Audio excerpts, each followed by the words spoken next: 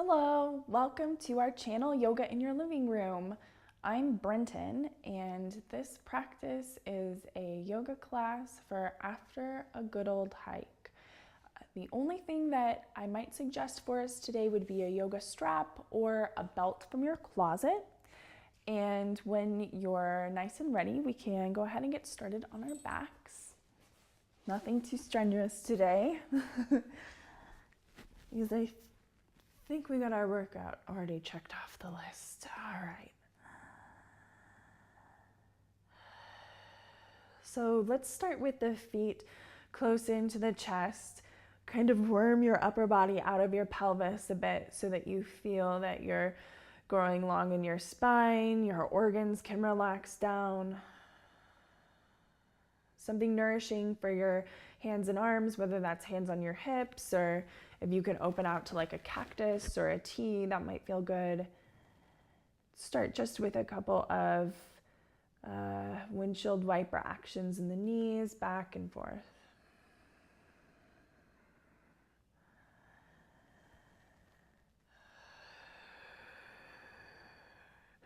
So I'll work mostly with the legs today. Also kind of counterbalancing any hunching that we did on the hike. So let's start first by just drawing the right knee into the belly. You can thread the fingers around the shin, or if you're really tight, it's too far away, grab your belt and extend your reach like that. Once the leg comes in, see, can you work your feet evenly? So as if both of them are pushing against something, and sometimes they need to. It's not about the effort, it's about the precision, the attention. How can I feel that more specifically? Then draw the effort of the legs evenly into the hips. Notice if you're kind of rocked to one side or not. And we're working the legs ever so lightly and softly into their neutral position in the pelvis.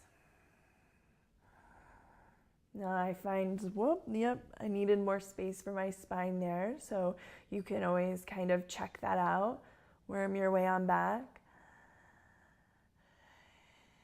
If you like now, you can extend the left leg straight forward on the yoga mat.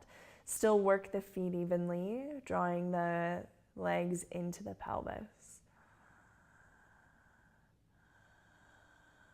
When the arms reach in front of the body, sometimes we roll the shoulders. So see, can you soften the heads of the arm bones down? That's starting to really stretch the front hip on the left side for me. Okay, other side. So step the left foot back in, release the right foot. I like to be still in between sides just to really soften the residue. All right, right foot stays on the ground, left knee into the belly. Our time to send our attention evenly into every piece of our body.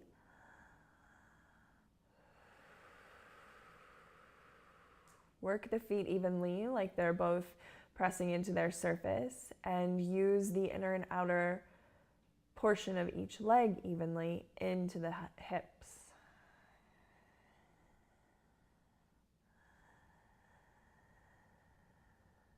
Just like side one, if you want to reach the right leg forward, you can. I always need to realign there because when I stretch my right foot forward, it kind of takes that side of the pelvis and torques it down with the foot. So mind that, level the pelvis off, level off the work of the legs. That's when you'll feel the sensation actually in the right spot, where it's like this good type of uncomfortable.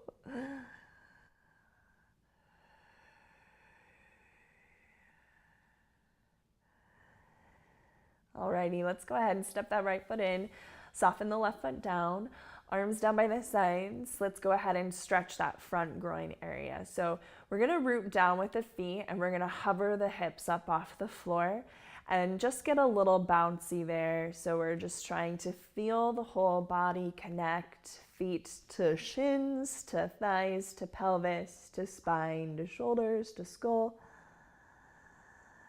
And at our own time, we could start to lift the hip bones more skyward for a bridge pose, so stretching out the front of the body.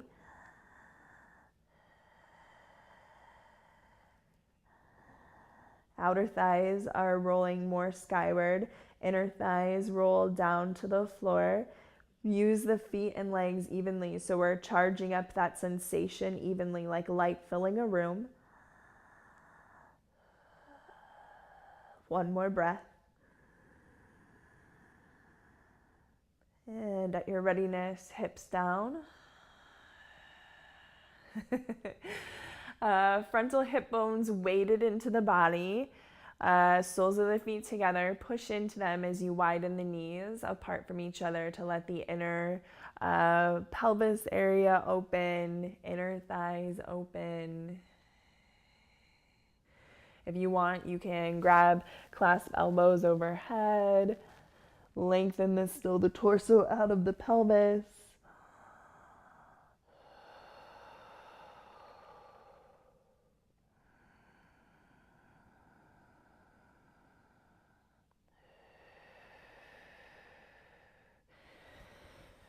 You can use your hands to help your legs back together.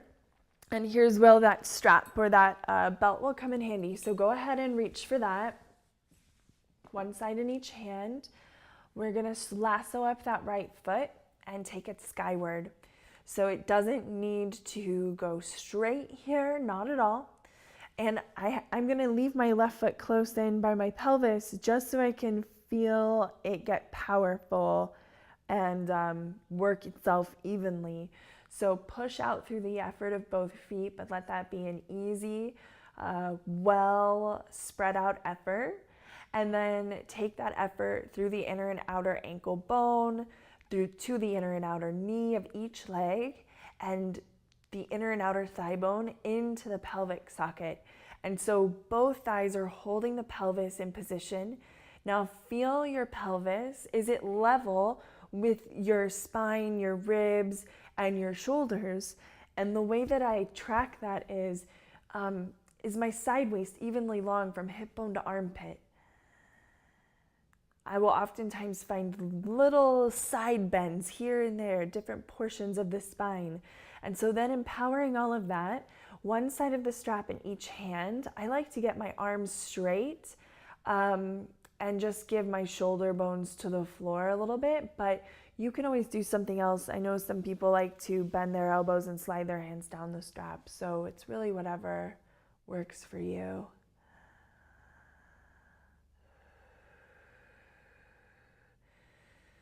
Give a little bit more push to that heel of that right foot. See how that articulates more into that calf, into that hamstring. Hopefully this is the good kind of hurt.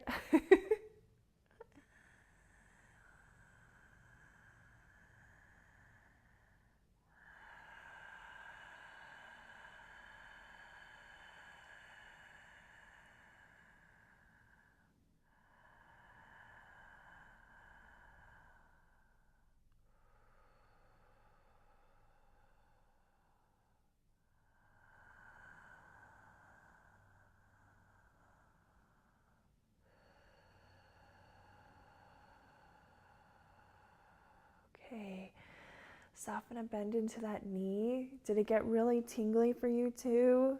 That's so nice. Okay, soften that. Soften the right foot down, and this time is for you to unwind, release the residue. So we want to hold our legs upside down for a good long time today after the hike. That'll help with all of the drainage. Make sure that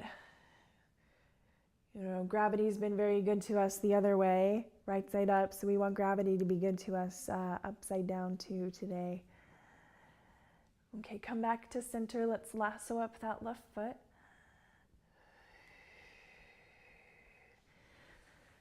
Play its edge towards straight. It can stay bent this whole time. It can also go like farther away from you, but I like to have my thigh bone pretty vertical, and then to have my lower leg bone be the what's bending away from me. And so right away when we get here, we're trying to send the attention evenly everywhere.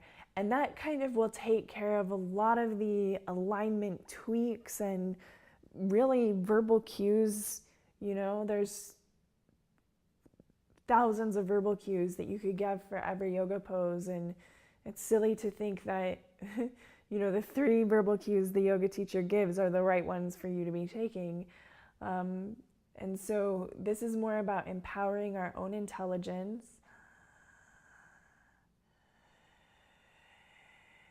Everything's turned on evenly, equal effort through the feet, through the legs, into the pelvis,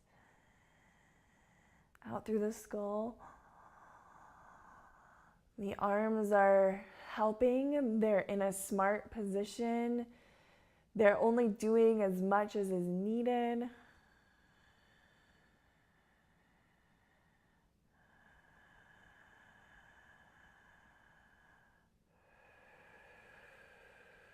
Give a little bit more to that heel. And if you're going to give more to that heel, give more to your right heel too.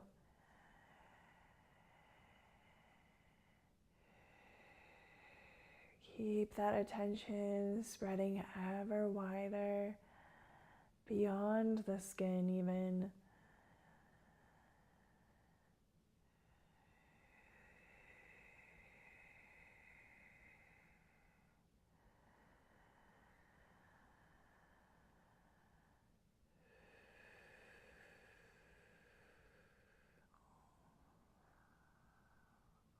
Alrighty.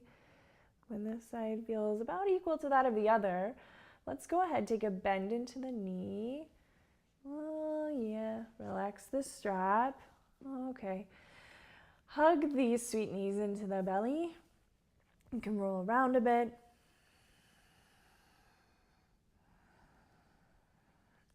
If a happy baby sounds nice, that's knees to armpits, grabbing onto the inner outer edges of the feet. Feeling the whole pose with your attention and potentially rocking left, right.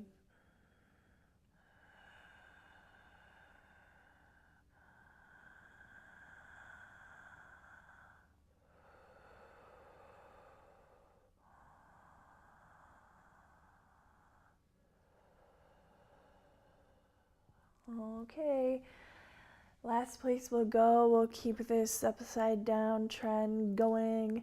Let's go ahead and find legs up the ottoman or legs up the wall, your choice. Ooh.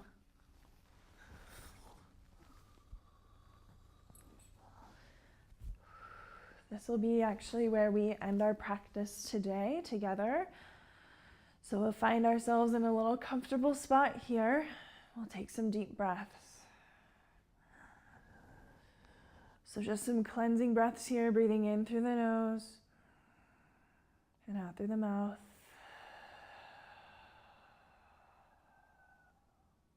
Couple more times.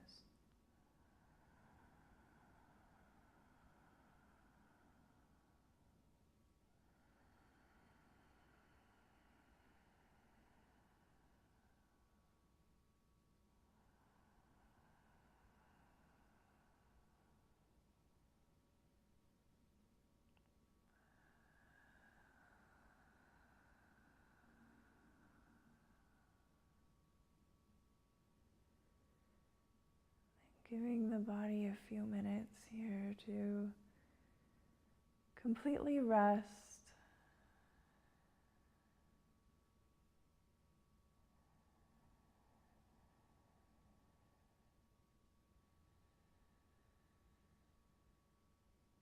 Thank you so much for joining in today's practice. If you like what we did, subscribe to our channel because we have new classes out every week.